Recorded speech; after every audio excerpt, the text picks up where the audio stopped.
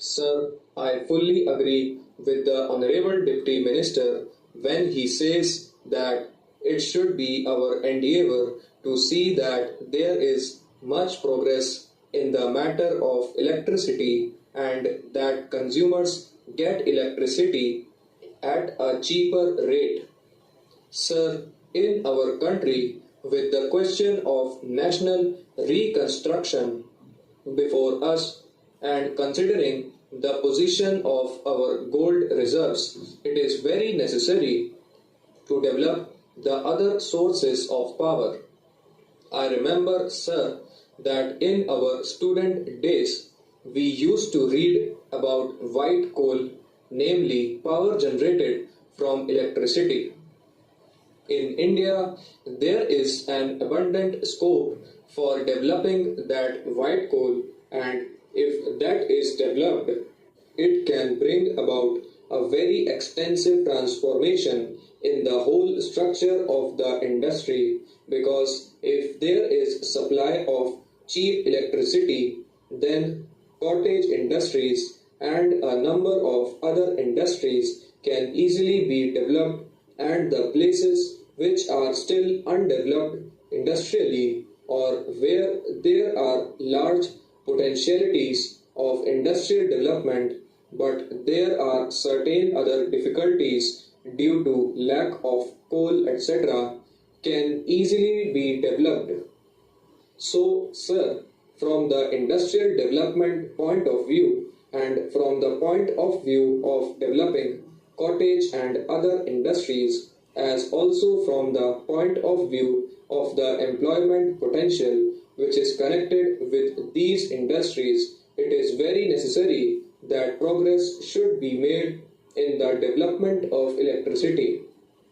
This will help the consumers also because electricity is now being used for more and more purposes including the domestic purposes and with electricity we are able to reduce the drudgery of our day-to-day life. But sir, there are certain other factors which should also be taken into consideration when we are considering the question of developing these things. Sir, the Honorable Minister has referred to the 2 minutes of dissent submitted to the report of the Select Committee and he has rightly said that the minutes of dissent represent two extremes. But in order to avoid these extremes and in an effort to adopt a middle course, actually what has happened is that that middle course goes round the other extreme. That is to say, it goes to help the vested interests and thereby it comes in the way of development of electricity departments. Sir, take for instance the question of electricity development when the different stations under the DVC scheme were all intended to produce electricity. I have heard that the rate of electricity supplied is very high. The cost of production is much less, but the rate charged from the consumer is very high. And what are the reasons behind all that? One of the reasons I think is that in that locality, many of the industries are owned by the Anglo-Indian companies and they have their own resources for generating electricity. So, in that whole industrial areas, there is no scope for utilizing electricity from that station.